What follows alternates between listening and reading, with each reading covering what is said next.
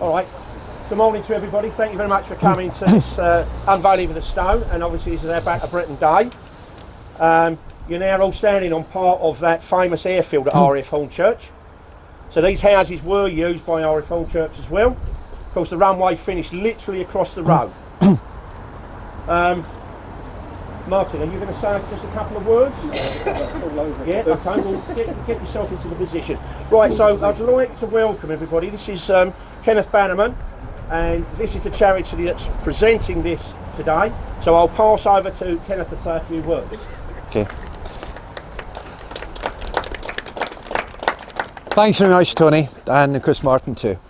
I'm Kenneth Bannerman. I'm the founder of the Airfields of Britain Conservation Trust, or as we also call ourselves for short, ABCT. And essentially we're the world's first national airfield charity. We also have a very popular 3,500 pages website. And we're really honoured today to be able to help unveil this memorial. Now I'll just make one or two observations because if I mentioned the potted history of Hornchurch Airfield, it would be obviously far better coming from Tony and Martin. So as regards to these observations, I mean, I've been at Hornchurch on and off for quite a number of years, going back to certainly in the 1980s. And enough to say that Hornchurch is one of the greatest airfields in the world, never mind Britain, and it's an absolutely huge star. I mean, it's all very subjective, but if you had to ask anybody to say name the top 10 greatest ever British airfields for a start, Hornchurch would be straight in there without any hesitation whatsoever. But it also epitomises, sadly, how so many of our disused airfields have been treated since they closed. There was the auction of Hornchurch in 1963, and as no doubt many of you will be aware, from the late 1960s onwards the airfield started to really vanish, and it's the most terrible tragedy, not to mention, dare one say, even insult to not only the airfield but all the incredibly brave and dedicated people who served here between 1915 and 1962, and not forgetting their families. And as anyone like myself will tell you, regardless of whether we're talking about active or disused airfields, we just cannot remotely afford to lose them, because they are being increasingly, albeit belatedly, recognised as Britain's greatest ever physical assets. These places are the most tremendous forces for good for every single one of us. But when you see how many of them have been treated, and this is all over the UK, that you have to just seriously think to yourself, we can just do so much better than this with so many of our other airfields in terms of just properly recognising, honouring and protecting them. However, thankfully times are gradually changing and people are now beginning to realise the value of things. It's like the old saying, the cost of everything and the value of nothing. And as regards places like Hornchurch, and not forgetting all our other airfields, they are priceless beyond all belief. So all we just respectfully ask you is that within reason, please do all you possibly can to help our airfields, active and disused, and as I've said, not forgetting all the people who have served at them and their families. It's the very, very least they deserve.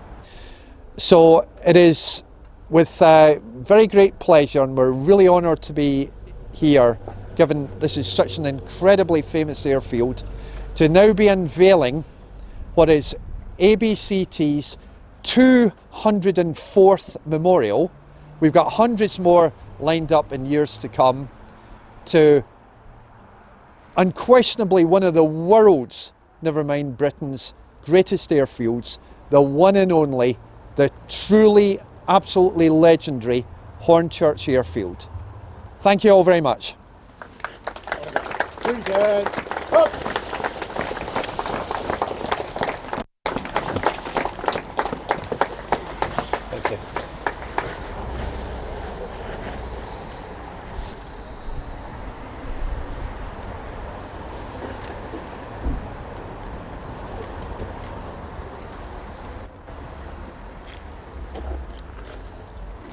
On a guard. Rest on your arm. Reverse. Tony, can you move forward, please, a bit?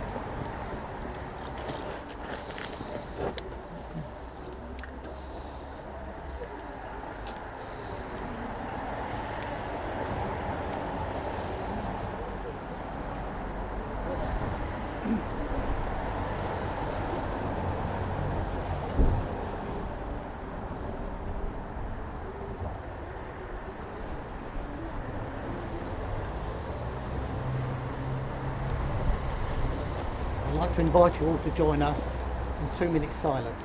Thank you.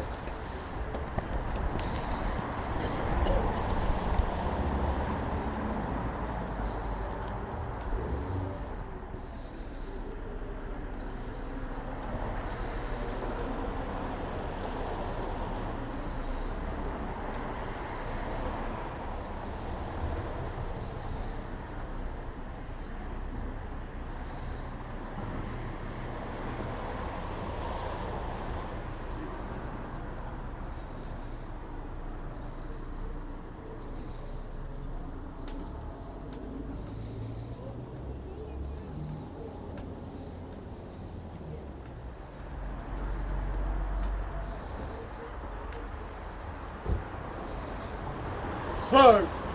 Helps.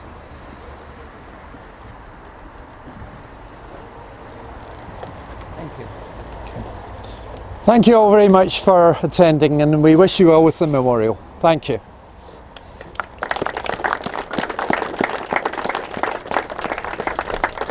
Sorry, Marvin.